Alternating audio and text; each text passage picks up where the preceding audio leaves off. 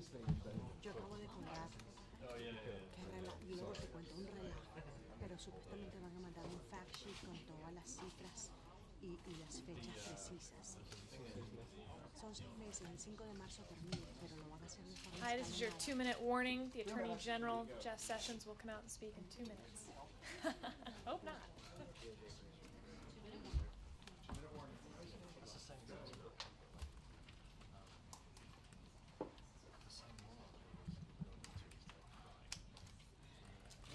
Heather, good morning to you. We just got the 2-minute warning, so about a minute and 45 seconds from now, the Attorney General will come out. Outside sources told us in the last couple of days that he will announce an end to the Deferred Action for Child Protection Program as we know it. But there will be a 6-month period between now and the 5th of March, during which Congress will have an opportunity to try to come up with a permanent fix.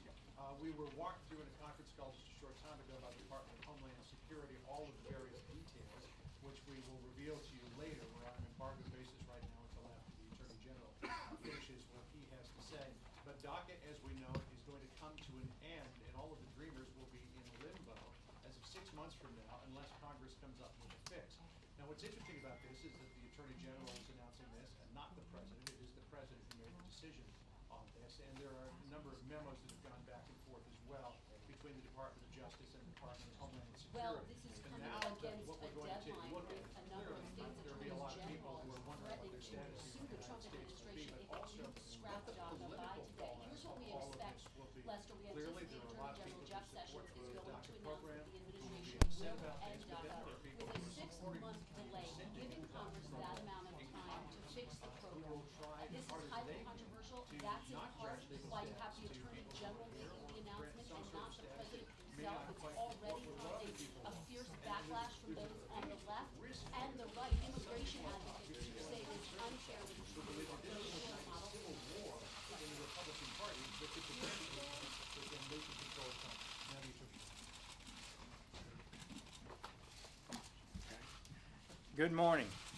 I'm here today to announce that the program known as DACA that was effectuated under the Obama administration is being rescinded.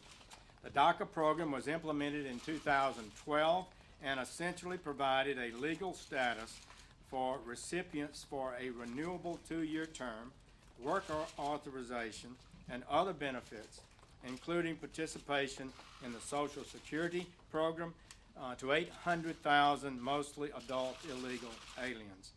The policy was implemented unilaterally to great controversy and legal concern after Congress rejected legislative proposals to extend similar benefits on numerous occasions to this same group of illegal aliens. In other words, the executive branch, through DACA, deliberately sought to achieve what the legislative branch specifically refused to authorize on multiple occasions. Such an open-ended circumvention of immigration laws was an unconstitutional exercise of authority by the executive branch. The effect of this unilateral executive amnesty, among other things, contributed to a surge of minors at the southern border that yielded terrible humanitarian consequences.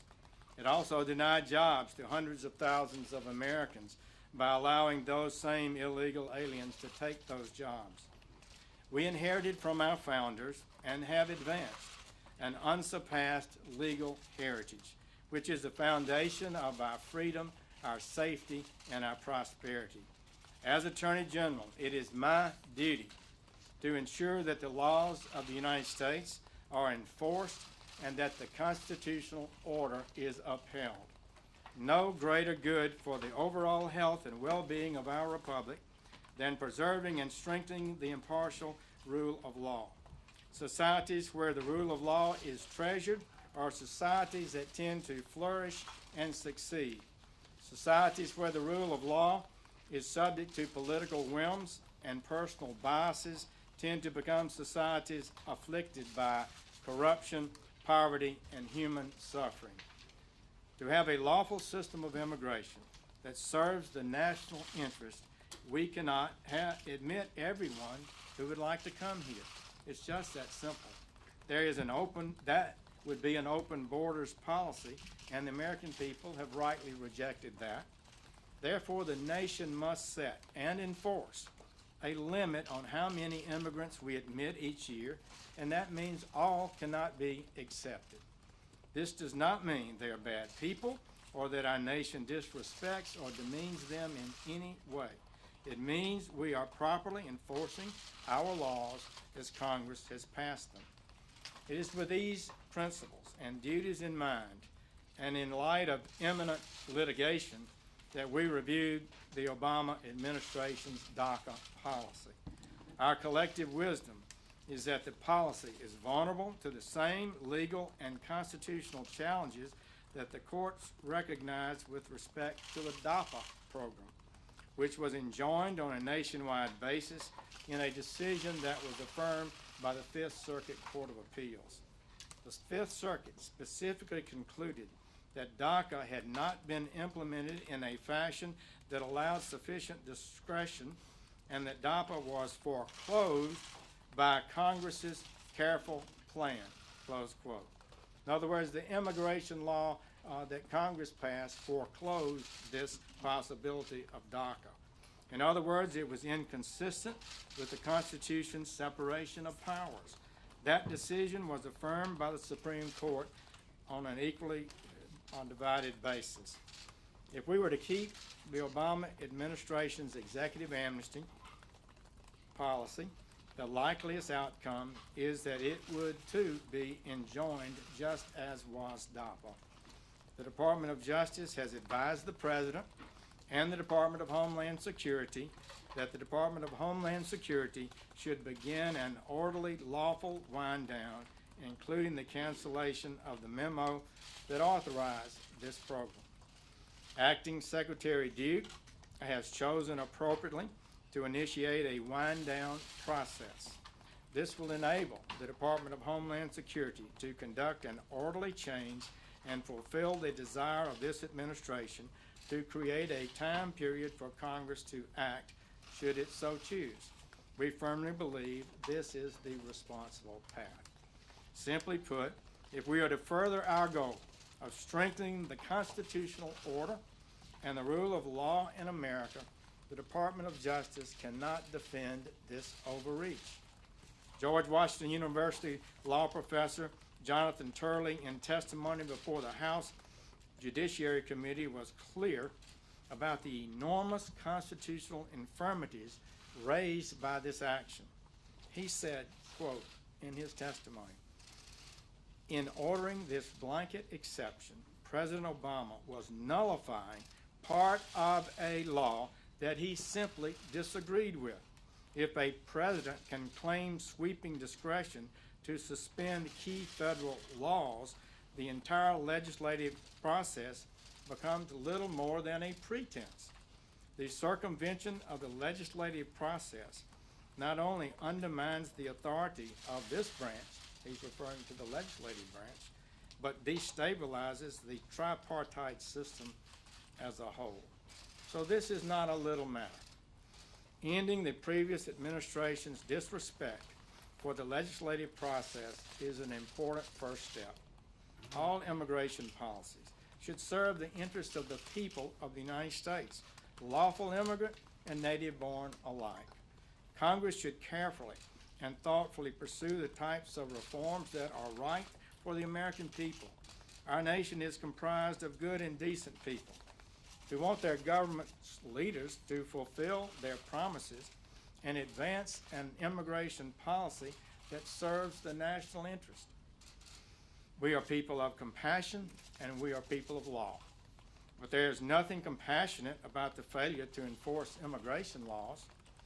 Enforcing the law saves lives, protects communities and taxpayers, and prevents human suffering.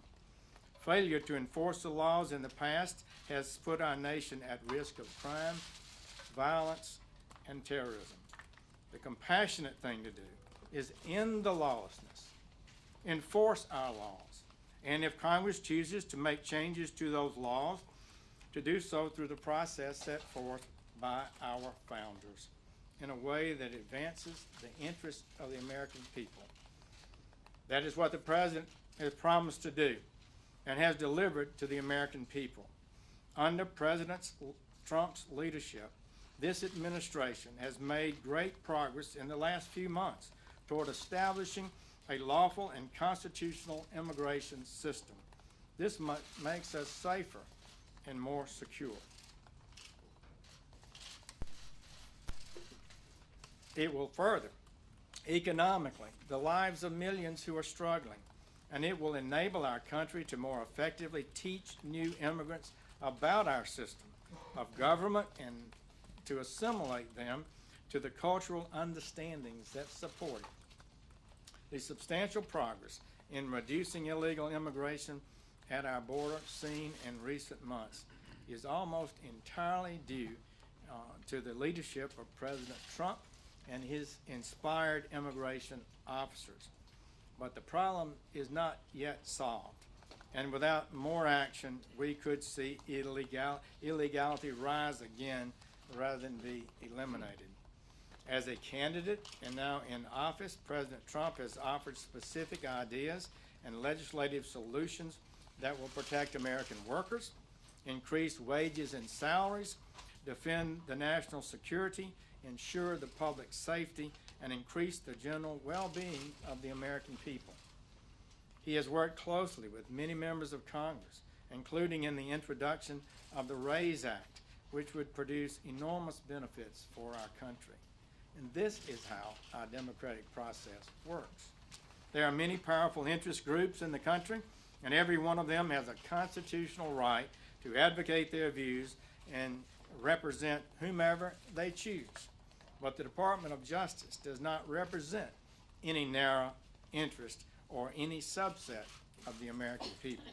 We represent all the American people and protect the integrity of our Constitution. That is our charge. We at the Department of Justice are proud and honored to work to advance this vision for America and to do our best each day to ensure the safety and security of the American people. Thank you very much. Will you use the personal information of DACA recipients? Will you move to deport the Dreamers, Attorney General? What happened to the DACA?